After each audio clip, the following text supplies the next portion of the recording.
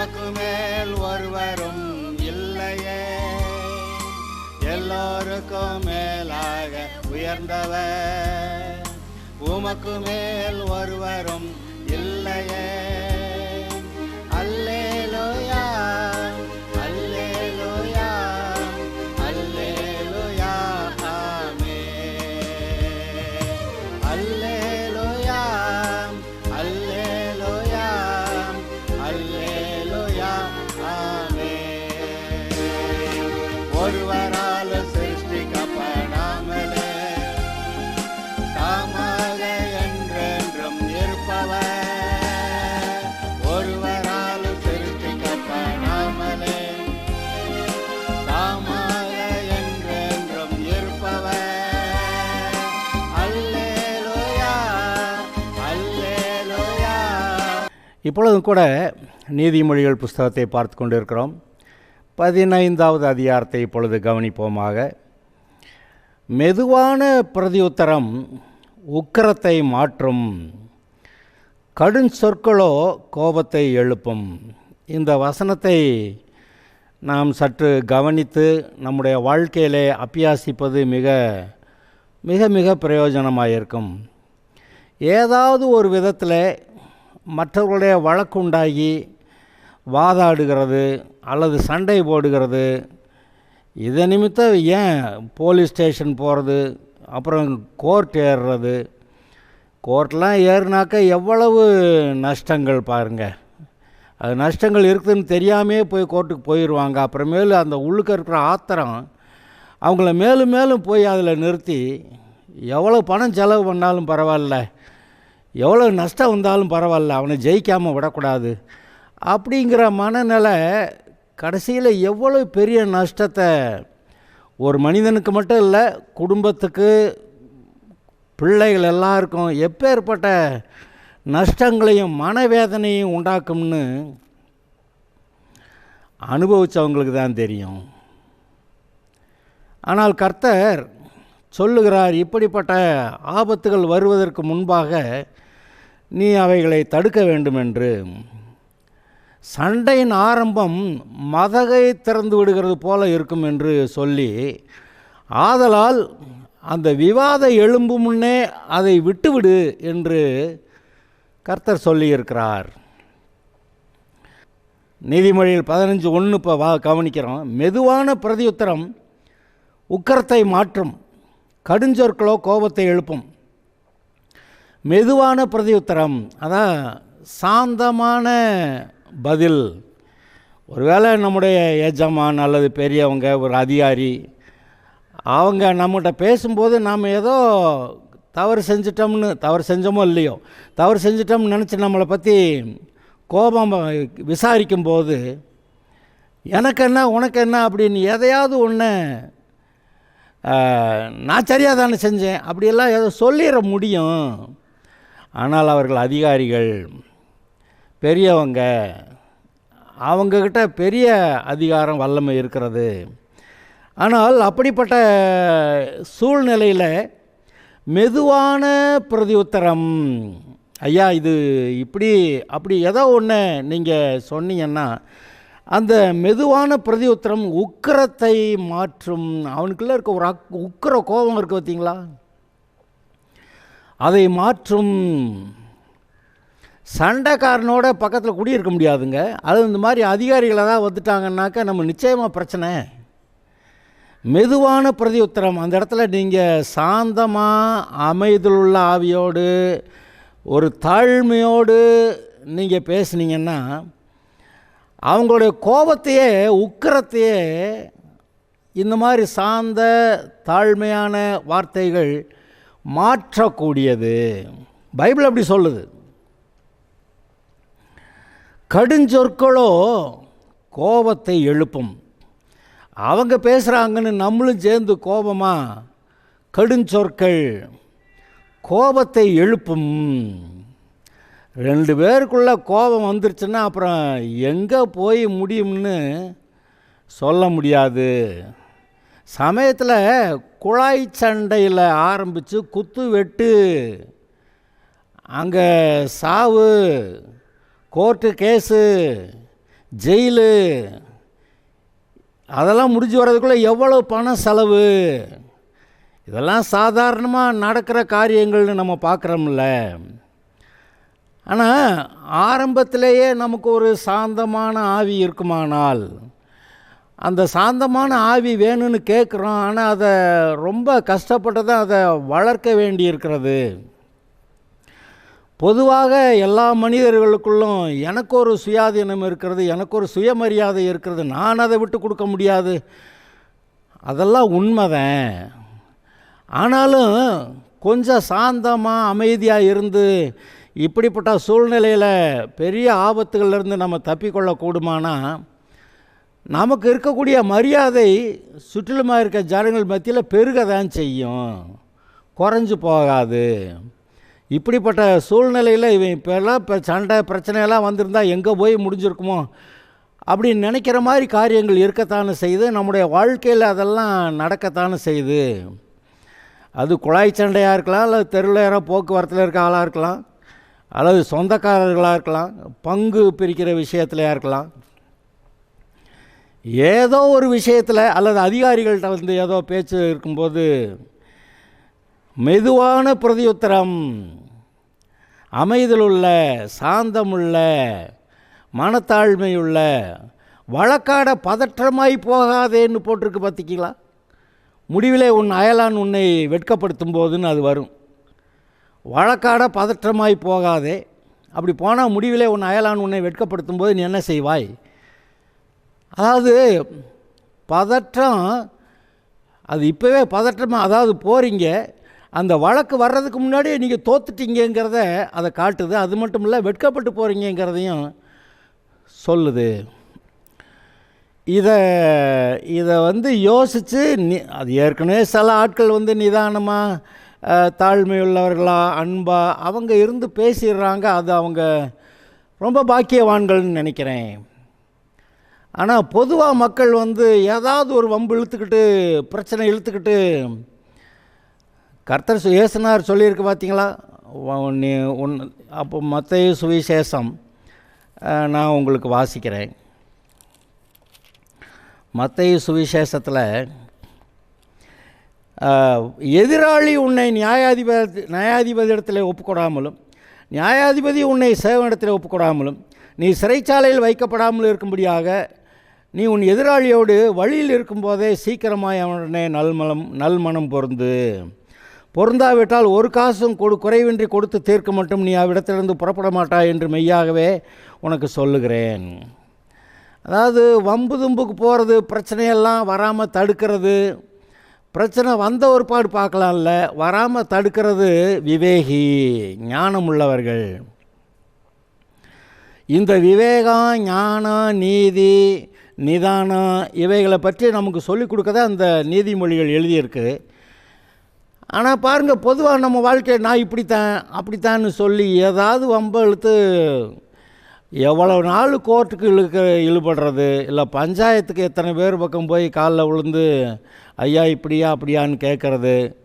அதாவது ஏதோ சில நஷ்டம் வந்தால் கூட ஆரம்பத்திலே ஐயா இதோட தொலையட்டும் போ அப்படின்னு விட்டுட்டு நிம்மதியாக இருக்கிறது ரொம்ப நல்லது. அதிகமான பிரச்சனை வர்றப்ப நீங்கள் உங்கள் எல்லா காரியங்களையும் கவனிக்கலாம். அது பஞ்சாயத்துக்கு போகலாம், போலீஸுக்கு போகலாம், கோர்ட்டுக்கு போகலாம். ஆனால் அது எதுவுமே நல்ல காரியம் அல்ல என்று பைபிள் சொல்லுகிறது. சரி, இவைகளை நாம் நிதானமாய் யோசித்து, இப்போதைக்கு நான் கேட்குறேன், உங்களுடைய இப்போ நீங்கள் வார்த்தையை கேட்டுக்கிட்டு இருக்கீங்களே, இப்பொழுது உங்களுடைய வாழ்க்கையில் யார் இடத்துல உங்களுக்கு கோபம், வைராக்கியம், ஆத்திரமெல்லாம் இருக்கிறது, யார்கிட்ட போய் சண்டை போடணும் போல் இருக்குது, அதெல்லாம் நீங்கள் இப்பொழுதே உங்கள் மனதில் அதை சரி பண்ணிட்டீங்கன்னா, அந்த குறிப்பிட்ட விஷயத்தை பொறுத்த வரைக்கும் இப்படி தான் சாந்தமாக டீல் பண்ணணும் ஒரு முடிவு பண்ணிட்டீங்கன்னா, வர இருக்கிற சிக்கலுக்கு நீங்கள் தப்பிக்கொள்வீர்கள் என்று நான் நிச்சயமாய் சொல்லுவேன். மெதுவான பிரதியுத்தரம் உக்கிரத்தை மாற்றும், கடுஞ்சொற்களோ கோபத்தை எழுப்பும். ஞானிகளின் நாவு அறிவை உபயோகப்படுத்தும், மூடரின் வாயோ புத்தியினத்தை கக்கும். கர்த்தரின் கண்கள் எவ்விடத்திலும் இருந்து நல்லோரையும் தீயோரையும் நோக்கி பார்க்கிறது. நீங்கள் பார்க்குறீங்களோ இல்லையோ, கர்த்தர் உங்களை எவ்விடத்திலுமிருந்து அவர் கவனித்து பார்த்து கொண்டிருக்கிறார். நல்லோரையும் தீயோரையும் அவர் கவனிக்கிறார். ஆரோக்கியமுள்ள நாவு ஜீவ விருட்சம், நாவின் மாறுபாடோ ஆவியை நொறுக்கும். இதை நம்ம அடிக்கடி பார்த்துருக்கோம் முன்னாடி. மூடன் தன் தகப்பன் புத்தியை அலட்சியம் பண்ணுகிறான், கடிந்து கொள்ளுதலை கவனித்து நடக்கிறவனோ அவன் விவேகி. நீதிமானுடைய வீட்டில் அதிக பொக்கிஷம் உண்டு, துன்மார்க்கருடைய வருமானத்திலோ துன்பம் உண்டு. இது ஒரு நல்ல வசனம்தான். நீதிமானுடைய வீட்டில் அதிக பொக்கிஷம் உண்டு. இதை 10வது அதிகாரத்தில் 22வது வசனத்தோடு நான் சேர்த்து சொல்கிறேன். கர்த்தரின் ஆசீர்வாதமே ஐஸ்வர்யத்தை தரும், அதனோட அவர் வேதனையை கூட்டார். கர்த்தர் கொடுக்குற ஆசீர்வாதம் ஐஸ்வர்யம் ஐஸ்வர்யம் கொடுக்குறாரு. அதை இன்றைக்கி ஒரு கூட்டம் வேண்டான்னு சொல்கிறாங்க. ஏன்னா ஐஸ்வர்யத்தை தேவனுக்கேற்ற விதத்தில் பயன்படுத்த தெரியாததுனால. ஐஸ்வர்யம் வந்தால் நான் கெட்டு போயிடுவேங்க, ஐஸ்வர்யம் வந்தால் நான் பாவம் செஞ்சுருவேங்க. எங்கள் ஐஸ்வர்யம் யாரையும் பாவம் செய்ய வைக்கணுமா, கெட்டு போக வைக்கணுமா? அது ஒரு பொருள் தானே. அப்போ ஐஸ்வர்யம் பிசாசோட ரொம்ப ஸ்ட்ராங்கா? பிசாசு தான் பாவம் செய்ய வைக்க பார்க்குறான். இந்த ஆளுங்க ஐஸ்வர்யம் வந்தால் கெட்டு போயிடுவேன், பாவம் செஞ்சிருவேன்றாங்க. ஆனால் கர்த்தருடைய வழியில் வரக்கூடிய ஐஸ்வர்யம் அது கர்த்தரை ஆசீர்வாதமே ஐஸ்வர்யத்தை தரும், அதனுடைய அவர் வேதனையை கூட்டார். இங்கே என்ன வாசிக்கிறான்? நீதிமானுடைய வீட்டில் அதிக பொக்கிஷம் உண்டு, ஆனால் துன்மார்க்கனுடைய வருமானத்தில் துன்பம் உண்டு. துன்மார்க்கை கண்டபடி சம்பாதிப்பான், பின்னாடி அதில் துன்பம் அவனுக்கு இருக்கிறது. ஞானிகளுடைய உதடுகள் அறிவை இறைக்கும். அவன் பேசும்போதே நிறைய அறிவுக்கு எதுவான அநேக வார்த்தைகள் அங்கே வரும். மூடரின் இருதயமோ அப்படியல்ல. துன்மார்க்கருடைய பலி கர்த்தருக்கு அருவருப்பானது, செம்மையானவர்களின் ஜெபமோ அவருக்கு பிரியம். இந்த வசனத்தை கொஞ்சம் நல்லா கவனிங்க. துன்மார்க்கருடைய பலி கர்த்தருக்கு அருவருப்பானது. செய்கிறதே அக்கிரமம், கெட்ட வழியில் காரியங்களை செய்கிறாங்க துன்மார்க்கர். கெட்ட வழியில் நடக்கிறவர்கள் துன்மார்க்கர் பலியிட போகிறாங்களாம்.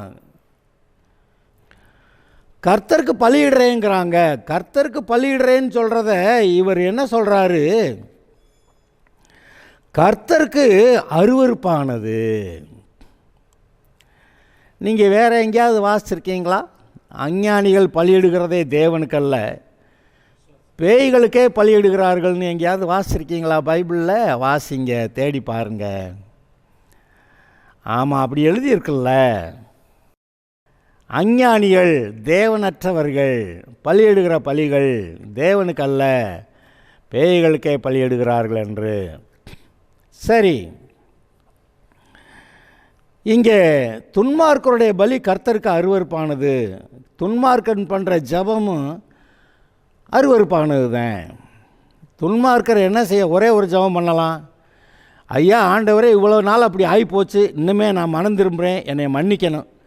இந்த ஒரு ஜபந்தான் துன்மார்க்கன் பண்ண முடியும். துன்மார்க்கன் ஏதோ வெறும் பாவம் செஞ்சுட்டவன் இல்லைங்க. இங்கே பாருங்க, துன்மார்க்கன்கிறது வெறும் பாவம் செஞ்சுட்டவன் இல்லை. அது ஏதோ தடுக்கி விழுந்துட்டாங்க, பாவம் செஞ்சுட்டாங்க, அப்படி இல்லை. துன்மார்க்கம், கெட்ட மார்க்கத்தில் இருக்கிறவன். துன்மார்க்கனுடைய பலி அருவருப்பானது, செம்மையானவர்களின் ஜெபமோ அவருக்கு பிரியம்.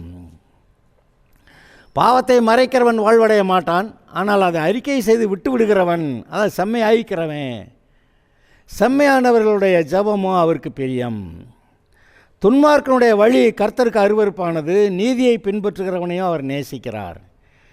வழியை விட்டு விலகுகிறவனுக்கு புத்திமதி விசனமாக இருக்கும். ஒரு தப்பான வழியில் போகணுன்னு ஆசைப்பட்டுட்டான்னு வச்சுக்கோங்க. அப்படி ஆசைப்பட்டு போய்கிட்டு இருக்கிறவன்கிட்ட யாராவது கூப்பிட்டு அதெல்லாம் சிக்கல்டான்னு சொன்னால் அந்த அவன் சொல்கிற புத்திமதி இவனுக்கு விசனமாக இருக்குமா? வழியை விட்டு விலகிறவனுக்கு புத்திமதி விசனமாக இருக்கும். கடிந்து கொள்ளுதலை வெறுக்கிறவன் சாவான். இது நம்ம ஏற்கனவே பார்த்தோம். பாதாளமும் அழிவும் கர்த்தரின் பார்வைக்கு பிரத்யட்சமாக இருக்க, மனுபுத்தருடைய இருதயம் அதிக பிரத்யட்சமாக இருக்கும் அல்லவா. இங்கே பாருங்கள், இதை கொஞ்சம் கவனிங்க. பாதாளமும் அழிவும் கர்த்தரின் பார்வைக்கு பிரத்யட்சமாக இருக்க. இது கர்த்தருடைய பார்வைக்கு பாதாளம், அழிவு, நரகம், இவன் பாவம் செஞ்சவனுக்கு பின்னாடி வரக்கூடிய எல்லா வேதனைகள், இதெல்லாம் கர்த்தருக்கு ரொம்ப தெளிவாக உடனே அதுக்கு முன்னாடி அவருக்கு தெரியுது. அவருக்கு தெரியும், பரலோகம் இருக்கிறது தெரியும், பாதாளம் இருக்கிறது தெரியும், அழிவு இருக்கிறது தெரியும், வேதனைகள் இருக்கிறதெல்லாம் தெரியும். ஆனால் நமக்கு, நம்ம ரட்சிக்கப்படாதனால பரலோகம் நரகம் இருக்குது தெரியும், ஓகே. ஆனால் ரட்சிக்கப்படாதவனுக்கு பாதாளம் இருக்கிறது தெரியல, இவனுடைய வாழ்க்கைக்கு அழிவு வந்துக்கிட்டு இருக்குதுங்கிறது தெரியல. ஆனால் கர்த்தருடைய பார்வையில் பிரத்யட்சமாக இப்போ நேராக பார்த்தவன் அங்கே தெரியுது. டக்கு டக்குன்னு இது பாதாளம், இது நரகம், இது அழிவு, இது வேதனை, இது கண்ணீர், இதெல்லாம் அப்படி டக்குன்னு தெரியுது அவருக்கு. ஆனால் நமக்கு அப்படி தெரியலை. பாதாளமும் அழிவும் கர்த்தருடைய பார்வைக்கு பிரத்யட்சமாக இருக்க, மனிதருடைய இருதயம் அதிக பிரத்யட்சமாக இருக்கும் அல்லவா. அதெல்லாமே நம்முடைய கண்களுக்கு மறைவாக இருக்குதுன்னு சொல்கிற அந்த காரியங்களே அவருக்கு ரொம்ப தெளிவாக பார்க்க தெரியுதுன்னா, நம்ம இருதயத்தை, நம்மளை பார்க்குறவருக்கு நம்ம இருதயம் எப்படி இருக்குதுங்கிறத அவர் திட்டமாக பார்த்து வச்சுருக்காரா இல்லையா. சிலர் கர்த்தருக்கே சில காரியங்களை மறைப்பாங்க. சிலர் மற்றவர்களுக்கு எந்த காரியமும் தெரியக்கூடாது, நம்ம வீட்டுக்காரியம் யாருக்கும் தெரியக்கூடாதுன்னு மறைப்பாங்க. சில ஆட்களை பற்றி நாங்கள் யோசிப்போம், இவங்க வச்சுருக்க ரகசியம் இயேசுனாருக்கு கூட இது ரகசியம்ப்பா அப்படின்னு நாங்கள் யோசிப்போம். அப்படி அவங்க எல்லாத்தையும் மறைச்சு செய்கிறவங்க இருக்கிறாங்க. ஓரளவுக்கு மற்றவர்களுக்கு தெரிந்திருக்கலாம்னு நினைக்கிற அளவுக்கு கூட சில காரியங்கள் இல்லவே இல்லையா.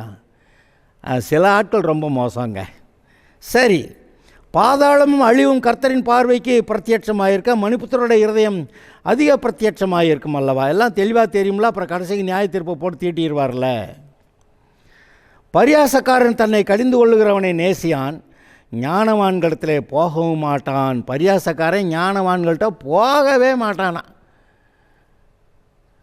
அது எப்படி? அவனை இவனுக்கு பிடிக்காது. அது கர்த்தருடைய ஆளுகளாக இருப்பாங்க. நமக்கு இந்த மாதிரி பரியாசம் பண்ணுற கோஷ்டி தான் சரி அப்படின்னு ஞானவான்கிட்ட போகவே மாட்டான்னு எழுதியிருக்கு. மனமகிழ்ச்சி முக மலர்ச்சியை தரும், மனோ துக்கத்தினாலே ஆவி முறிந்து போகும். மனமகிழ்ச்சி, நீங்கள் சந்தோஷமாக இருந்தால் அந்த சமயத்தில் போட்டோ எடுங்க. போட்டோக்காரர் என்ன சொல்லுவார், கேமராமேன் என்ன சொல்லுவார், சிரிங்க அப்படின்னு சொல்லுவார். சிரிப்பாங்க. அந்த சிரிப்பில் கூட மனசில் ஒரு துக்கம் இருக்கிறது தெரியும் அந்த முகத்தில். ஆனால் நீங்கள் சந்தோஷமாக எதையாவது, நான் உங்களுக்கு சொல்கிறேன், ஏதாவது உங்கள் வாழ்க்கையில் சந்தோஷமான ஒரு காரியத்தை நினச்சிக்கிட்டு அப்போ போட்டோ எடுங்க. அப்போ உண்மையிலே இருதயத்திலேருந்து ஒரு சந்தோஷம் இருக்கும். அந்த சந்தோஷம் அந்த முகத்தில் தெரியும். அது பார்க்க நல்லா இருக்குங்க. ஆனால் துக்கத்தையும் ஆத்திரத்தையும் கோபத்தையும் வைராக்கியத்தையும் வச்சுக்கிட்டு சரி அப்படின்னா அவ்வளோ ஆத்திரமும் கோபமும் அந்த சிரிப்புலையும் தெரியும். மனமகிழ்ச்சி முகமலர்ச்சியை தரும். மனமகிழ்ச்சி முகமலர்ச்சியை மட்டும் இல்லை, அவனுக்கு எப்போவுமே ஒரு சந்தோஷம் அவன் வாழ்க்கையை நல்ல வழியில் நடத்தும். மன துக்கத்தினால ஆவி முறிந்து போகும். மன துக்கம்ன்றான் அது ஆவியவே அவனுடைய மனசே உடஞ்சி பண்ணுதான். மனசு உடஞ்சி போச்சுன்னா அப்புறம் அந்த காரியத்தை, எந்த ஒரு காரியத்துக்கும் முயற்சி செய்யவே மாட்டான். போதுமப்பா வாழ்க்கை அப்படி சொல்லிடுவான். ஆனால் அந்த மனோ துக்கத்துக்கு இடம் கொடுக்காமல் கர்த்தர்கிட்ட அவர் கொடுக்குற நன்மைகளை பெற்று அவர் நல்லவர் என்பதை நினைத்து பார்த்து அவரிடத்துல சந்தோஷமாக இருக்கும்போது மன மகிழ்ச்சி முக மலர்ச்சியை தரும். நீங்கள் எப்போவுமே நல்லா வாழ்ந்திருப்பீங்க. புத்திமானுடைய மனம் அறிவை தேடும், மூடரின் வாயோ மதியினத்தை மேயும். சிறுமைப்பட்டவனுடைய நாட்களெல்லாம் தீங்குள்ளவைகள். சிறுமைப்பட்டான்னு ஏற்கனவே கஷ்டத்தில் போயிட்டான். இந்த ரொம்ப கஷ்டத்தில் போனவங்க மீள்றது ரொம்ப ரொம்ப கஷ்டம். அது நமக்கு இங்கே எழுதி வச்சுருக்கு. ஆனாலும் கர்த்தரை ஆண்டி கொண்டா ஏதோ ஒரு அற்புதம் செய்வாருங்க. சிறுமைப்பட்டவனுடைய நாட்களெல்லாம் தீங்குள்ளவைகள், ஆனால் மன ரம்மியமோ நித்திய விரும்பு. மன ரம்மியமாய் அப்போஸ்தலனாகிய பவுல் சொல்கிறான், சந்தோஷமாக இருக்கிறது மட்டும் இல்லை, சந்தோஷமாக இருங்கள், அதுவே உங்களுடைய பலன் அப்படி சொல்கிறான். சந்தோஷமாக இருங்கள் மறுபடியும் உங்களுக்கு சொல்கிறேன்னு சொல்கிறான். ஆனால் பவுல் சொல்கிறான், நாங்கள் எந்த நிலைமையில் இருந்தாலும் மனரம்மியமாக இருக்க கற்றுக்கொண்டேன்கிறான். இது கொஞ்சம் நமக்கு எட்டாத விஷயமாக தெரியுது. இருக்கிற சூழ்நிலையில் இப்படி இருக்கிறப்ப நான் என்கிட்ட மனரம்மியமாக இருக்கிறது அப்படின்னு நம்ம சொல்லுவோம். ஆனால் இந்த பிரச்சனைகளே மாற்றக்கூடிய ஒருவர் உங்களுடைய சார்பாக இருக்கிறார்னு அதை நினச்சிங்கன்னா கூட கொஞ்சம் அட்லீஸ்ட் ஆறுதலாவது வரும். மனரம்மியராட்டி கிடக்குது, ஆறுதலாவது வரும். அப்புறம் கொஞ்சம் சந்தோஷம் வரும். சரி, கர்த்தர் நம்மளை காப்பாற்றுவார்னு ஒரு நம்பிக்கை வரும். அப்புறம் போக போக பரிசுத்தாவியோட உதவி எங்களுக்கு இருக்கும். பவுல் கேட்குறான், நீங்கள் ரட்சிக்கப்பட்ட போது கொண்டிருந்த ஆனந்த பாக்கியம் எங்கே? அதாவது எங்கேயோ கோட்டை விட்டீங்க, எங்கேயோ தப்பு பண்ணி அதெல்லாம் இழந்துட்டீங்க. மறுபடியும் ஆண்டவர்கிட்ட சரியாகுங்க, உங்கள் இருதயத்தை சரி பண்ணுங்க. மனமகிழ்ச்சி முகமலர்ச்சியை தரும். மனோ துக்கத்தினாலே ஆவி முறிந்து போம். மனசு உடஞ்சி போச்சுங்கன்னா அப்புறம் அவனை போய் என்னமே செய்ய முடியாது. புத்திமானுடைய மனம் அறிவை தேடும், மூடரின் வாயோ மதியினத்தை மேயும். சிறுமைப்பட்டவனுடைய நாட்களெல்லாம் தீங்குள்ளவைகள், மனரம்யமோ நித்திய விருந்து. மனரம்யம்னா கர்த்தட்ட அந்த மனரம்யம் இருந்தால் நித்திய காலமாக சந்தோஷமாக இருக்கலாம். சஞ்சலத்தோடு கூடிய அதிக பொருளிலும் கர்த்தரை பற்றும் பயத்தோடு கூடிய கொஞ்சம் பொருளே உத்தமம். கண்டபடி செஞ்சு சஞ்சலத்தோட நிறையா பொருள் இருந்தாலும் கர்த்தரோட கூட இருக்கிற நிம்மதியாக இருக்கக்கூடிய கொஞ்சம் பொருள் உத்தமமானது. பகையோடு இருக்கும் கொழுத்த எருதின் கரியை பார்க்கலும் சிநேகத்தோடு இருக்கும் இலைக்கரியே நல்லது.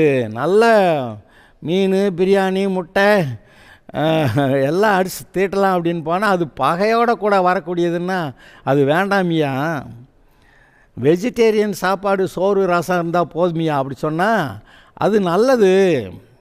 கோபக்காரன் சண்டையை எழுப்புகிறான், நீடிய சாந்தம் உள்ளவனோ சண்டையை அமர்த்துகிறான். எது நல்லதுன்னு நினைக்கிறீங்க? சண்டை போடுறது நல்லதா அல்லது சண்டையை அமர்த்துறது நல்லதா? நீடிய சாந்தம் உள்ளவன் சண்டையை அமர்த்துகிறான். நீங்கள் எப்படிப்பட்ட ஆளாக இருக்கணும்னு நினைக்கிறீங்க? அப்போ நீடிய சாந்தம், இந்த சாந்தம்ங்கிறது என்னன்னு கேட்டிங்கன்னா, சாந்தம் உள்ளவர்கள் பூமியை சுதந்திரித்து கொள்வார்கள். சாந்தம்னா என்ன அர்த்தங்க? வைய கேட்டுக்கிட்டு பேசாமல் இருக்கிறதா, இல்லை அடிக்க பேசாமல் இருக்கிறதா? அப்படி இல்லை. சாந்தம்ங்கிற வார்த்தையை தேவன் நமக்கு போதிக்கும்போது அதை அப்படியே மனதார ஏற்றுக்கொள்ளுகிறது. சில பிள்ளைங்க இதை போய் கடைக்கு போயிட்டு அதெல்லாம் முடியாது, அதாவது சின்ன விஷயம் எடுத்து அப்படி கடைக்கு போயிட்டு வாங்க முடியாது அப்படி சொல்லுவாங்க. அப்படி இல்லை. சாந்தம் போதிக்கப்படக்கூடிய இருதயம், சாந்தம் உள்ள இருதயம் பூமியை சுதந்திரிக்கும்.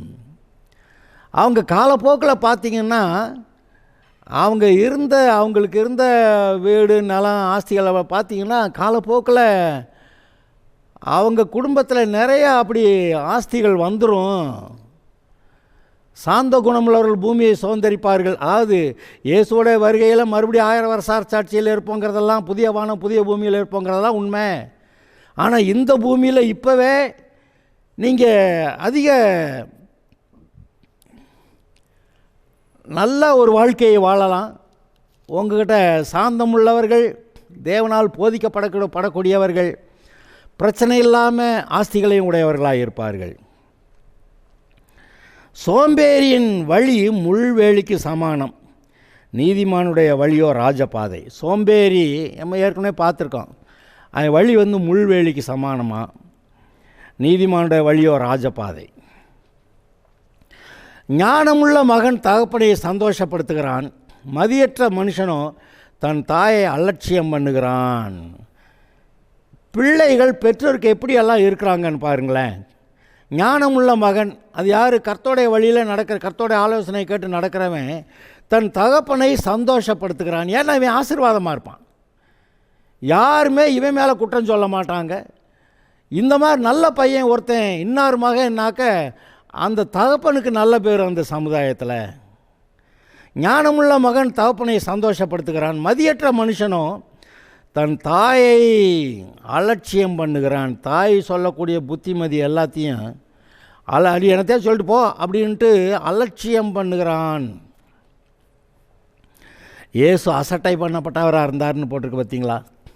அவருடைய ஆலோசனையை கேட்க ஒருத்தர் அங்கே இல்லை. மூடத்தனம் புத்தியனனுக்கு சந்தோஷம். புத்தி கெட்டவனுக்கு மூடத்தனமாக நடக்கிறது சந்தோஷமா? இது என்ன தான் இப்படி செய்வாங்களே, எனக்கு ஒன்றும் விளங்கலை. ஆனால் அப்படி தான் மக்கள் இருக்கிறாங்க. ஏன் நம்மளே அப்படி பல சமயத்தில் இருந்திருக்கோம்ல. மூடத்தனம் புத்தியனனுக்கு சந்தோஷம், புத்திமானவன் தன் நடக்கையை செம்மைப்படுத்துகிறான். ஆலோசனை இல்லாமையால் எண்ணங்கள் சித்தியாமல் போகும். ஆலோசனைக்காரர் அநேகர் இருந்தால் அவைகள் உறுதிப்படும். இங்கே பாருங்கள், நம்முடைய மனதிலேயே அநேக எண்ணங்கள், இதை செஞ்சால் சரியா, இதை செஞ்சால் சரியா, இதை செஞ்சால் சரி. இந்த மாதிரி நேரத்தில் சரியான தீர்மானம் எடுக்க முடியாமல் இருக்கும்போது இந்த ஒவ்வொரு எண்ணங்களை பற்றி நமக்கு கூட இருக்க ஆலோசனை சொல்கிறவங்க, இந்த இப்படி செஞ்சால் இப்படி ஆகும்ப்பா, இப்படி செஞ்சால் இப்படி ஆகும், இப்படி செஞ்சால் இப்படி ஆகும் அப்படின்னு ஒவ்வொரு எண்ணத்துக்கும் அவங்க ஒரு முடிவில் என்ன நடக்கும்னு அதை சொல்லி, ஆனால் இத்தனையிலையும் இதுதான் நல்லது, பின்னாடி கர்த்தருக்கு அது உகந்ததாக இருக்கணும் அப்படி சொல்லி ஆலோசனை சொல்கிறாங்கன்னா, அப்போ நம்முடைய இருதயத்தில் அந்த எண்ணங்கள் ஏற்கனவே இருந்துச்சு, அது நல்ல வழிகள் இருந்துச்சு. ஆனால் அப்படி ஆலோசனைகள் வரும்போது எது சரி என்ற உறுதி நம்முடைய இருதயத்தில் உண்டாகிறது. அப்பொழுது நம்முடைய எண்ணங்கள் சித்திக்கும், காரியங்கள் வாய்க்கும். சித்தியாமல் போகும்னா நான் நினச்சேங்க அப்புறமேல அதை விட்டுட்டேங்க, சித்தியாமல் போகும். ஆலோசனை இல்லாமையால் எண்ணங்கள் சித்தியாமல் போகும். ஆலோசனைக்காரர் அநேகர் இருந்தால் அவைகள் உறுதிப்படும். எது சரியான வழிங்கிறது உங்களுக்கே இருதயத்தில் உறுதியாகிற, அதில் முன்னேறுவீங்க, நீங்கள் ஆசீர்வாதமாக இருப்பீங்க. மனுஷனுக்கு தன் வாய்மொழியினால் மகிழ்ச்சி உண்டாகும். அவன் என்ன பேசினா, நான் அப்படி பேசிட்டேனாக்கும், இப்படி பேசிட்டேனாக்கும், சரியாக பேசுனாங்களா தப்பாக பேசுனாங்களா? ஆனால் இப்படி பேசுகிறவங்க நிறையா பார்க்குறீங்களா இல்லையா? மனுஷனுக்கு தன் வாய்மொழிகளினால் மகிழ்ச்சி உண்டாகும். ஏற்ற காலத்திலே சொன்ன வார்த்தை எவ்வளவு நல்லது. ஏற்ற காலத்திலே சொல்லப்பட்ட வார்த்தை வெள்ளித்தட்டில் வைக்கப்பட்ட பொற்பழங்களுக்கு சமானம் அப்படின்னு வாசிச்சிருக்கமா இல்லையா? ஏற்ற காலத்திலே சொல்லப்பட்ட வார்த்தை வெள்ளித்தட்டில் வைக்கப்பட்ட பொற்பழங்களுக்கு சமானம். அது மாதிரி ஏற்ற காலத்திலே சொன்ன வார்த்தை எவ்வளவு நல்லது. கீழான பாதாளத்தை விட்டு விலகும்படி விவேகிக்கு ஜீவ வழியானது உன்னதத்தை நோக்கும் வழியாம். கீழான பாதாளத்தை விட்டு விலகும்படி, பாதாளத்துக்கு போகிற பாவமான, பொல்லாத, அக்கிரமமான, அநியாயமான இந்த உலக சமுதாயம் பாவத்தில் கடந்து கூண்டோட ஒட்டுமொத்தமாக அந்த நரக பாதையில் போகுதே, அப்படிப்பட்ட பாதையை விட்டு விலகும்படி விவேகிக்கு ஜீவ வழியானது உன்னதத்தை நோக்கும் வழியாம். இந்த விவேகி தான் ஜீவ வழியை தேடுறான், கண்டுபிடிக்கிறான். அது உன்னதத்தை, பரலோகத்தை நோக்கும் வழியாம். அகங்காரியின் வீட்டை கர்த்தர் பிடுங்கி போடுவார், விதவையின் எல்லையோ நிலைப்படுத்துவார். விதவைகள் அநேகர் இருக்கிறாங்க. அவங்க நிலத்தையும் அபகரிக்கிறதுக்கு சில பக்கத்தில் இருக்கிறவங்க இருப்பாங்க பாருங்க, வரப்பை வெட்டி போடுவாங்க. ஆனால் விதவையின் எல்லையோ நிலைப்படுத்துகிற ஒருவர் உண்டு. இவர்களுக்காக வழக்காடுகிற ஒருவர் உண்டு. விதவைகளுக்காக, ஏழைகளுக்காக, தரித்திரருக்காக வழக்காடுகிற ஒருவர் உண்டு அப்படின்னு இருக்குது. இன்னொரு வசனம் வாசிக்கிறேன், நீதிமொழியில் 23:10. பூர்வ எல்லைக்குறியை மாற்றாதே, திக்கற்ற பிள்ளைகளுடைய நிலங்களை அபகரித்து கொள்ளாதே. திக்கற்ற பிள்ளைகளுடைய நிலங்களை அபகரித்து கொள்ளாதே. இங்கே விதவைன்னு போட்டிருக்கு. சரி, இங்கே திக்கற்ற பிள்ளைகளுடைய நிலங்களை அபகரித்து கொள்ளாதே. அவர்களுடைய மீட்பர் வல்லவர், அவர் உன்னுடனே அவர்களுக்காக வழக்காடுவார். கவனிங்க, ஏழை, அவங்களுக்கு யாரும் உதவி இல்லை, எங்கேயாவது சுருட்டிடலாமா அவங்களத, அப்படியெல்லாம் நினச்சா கர்த்தர் வர்றாரு, அவங்களுக்காக வழக்காடுவார். அருமையானவர்களே, இந்த போதனைகள் நமக்கு நல்லது. இதை கவனிப்போமாக, மனதிலே பதிப்போமாக. கர்த்தர் நம்மை ஆசீர்வதிப்பார்.